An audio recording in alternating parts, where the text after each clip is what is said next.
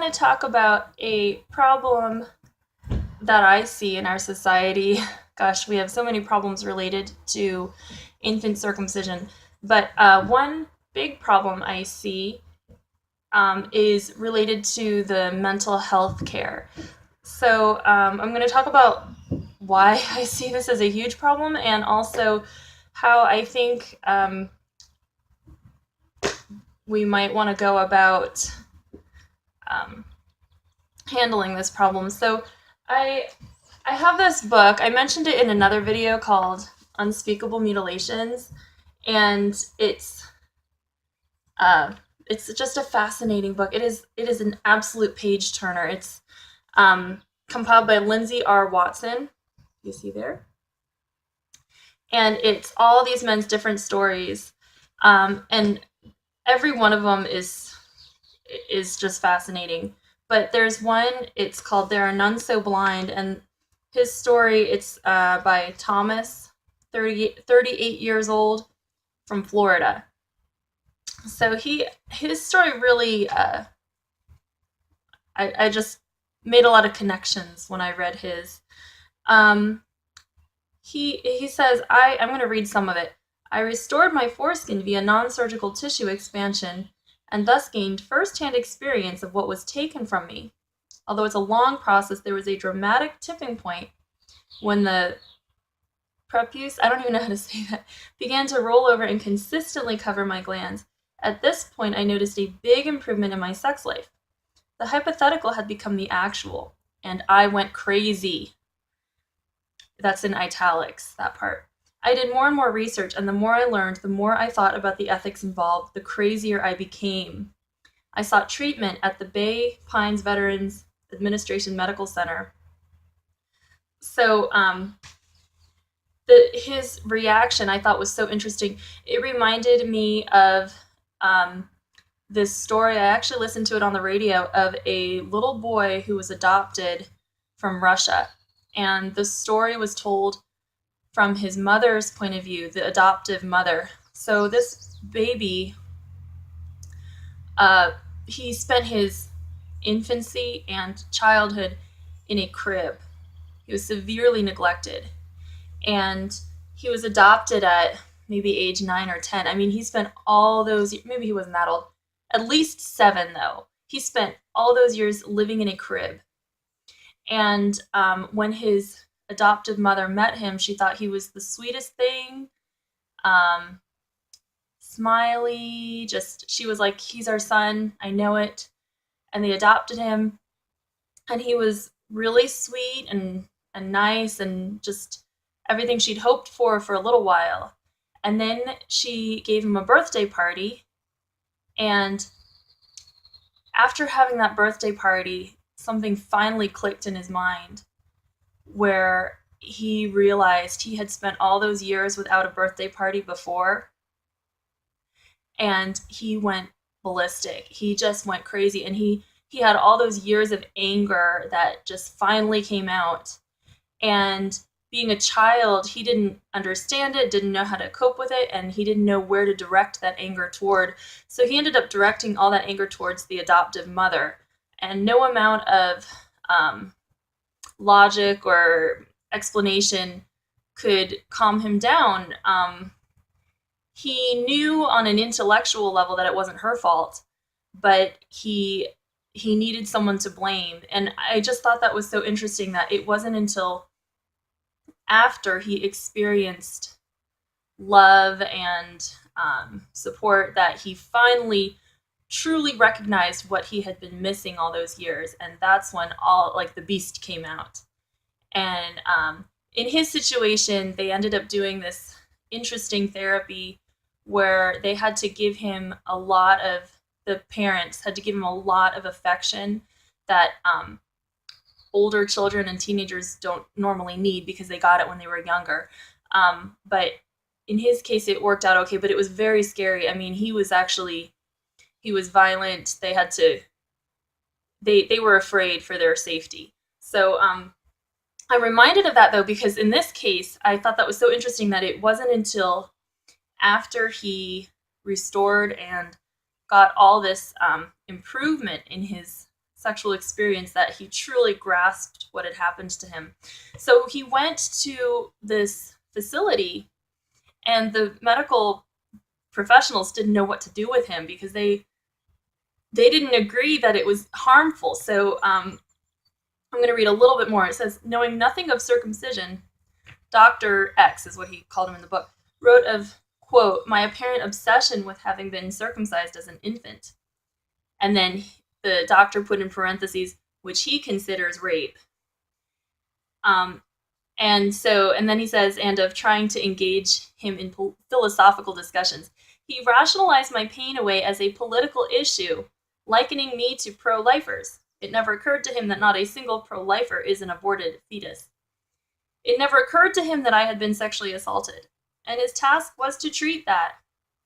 I asked him if I had been sexually assaulted or if I felt as though I were.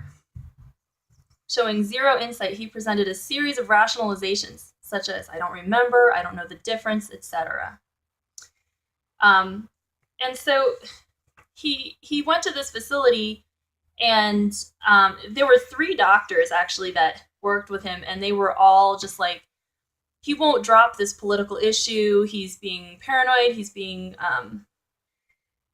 just mentally unstable, but not for any valid reason. And I thought that was so sad, because he did have a valid reason, and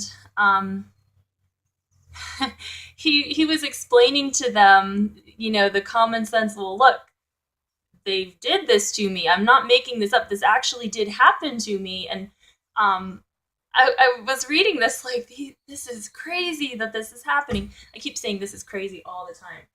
But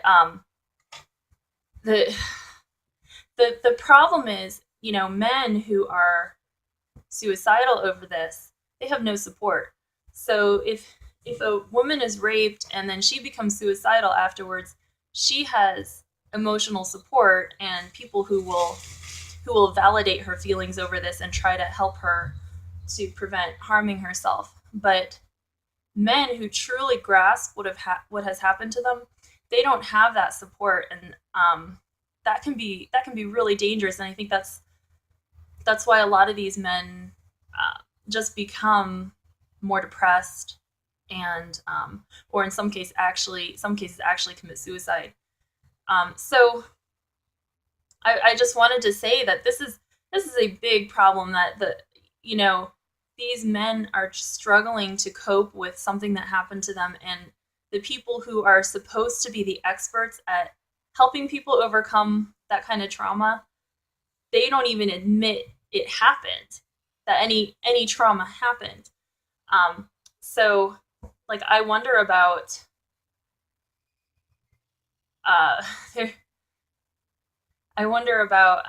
specifically my brother, and how he kind of, well, actually, he did recently come to the realization of what happened to him.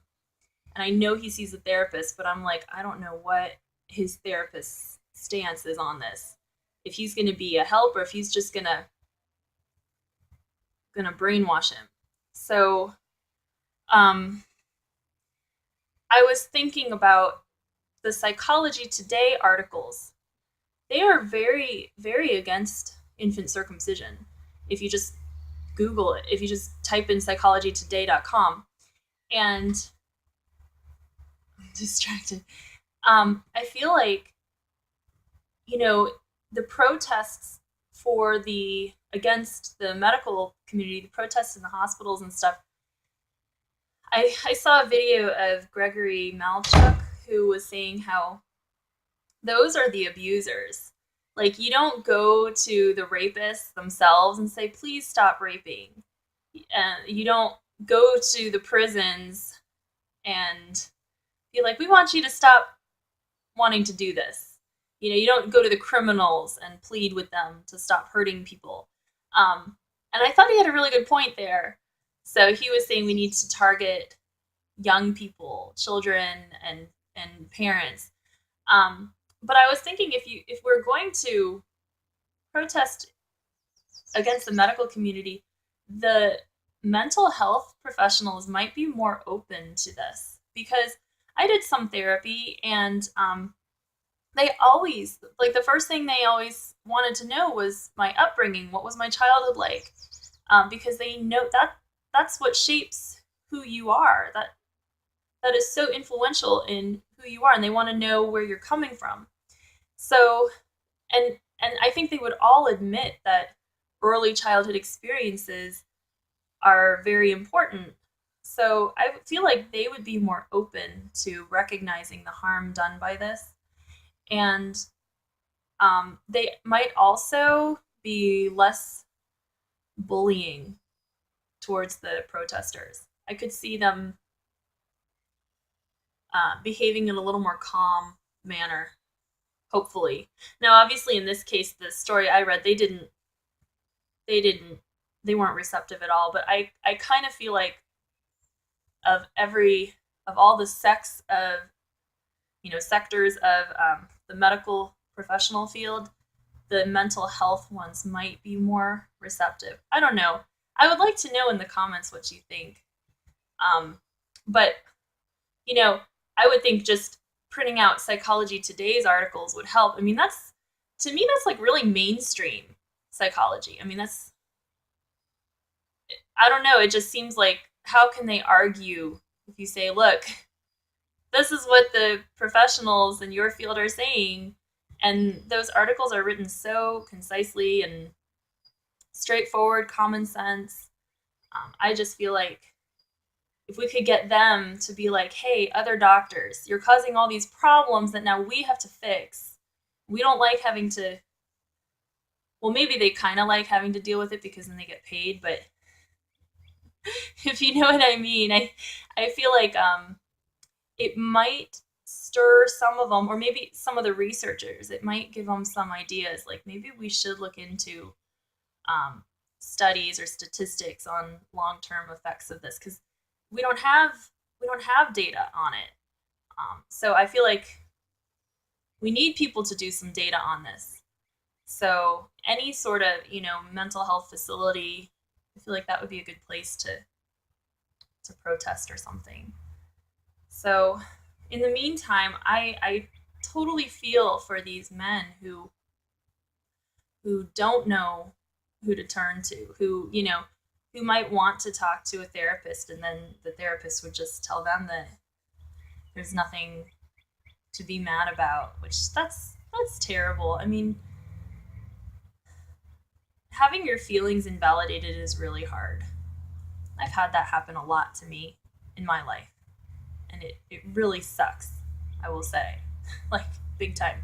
Um, so in this, and I don't think I've ever had anything like this happen to me. So, but just saying, expressing pain, and then just having people just put you down for that, that's terrible.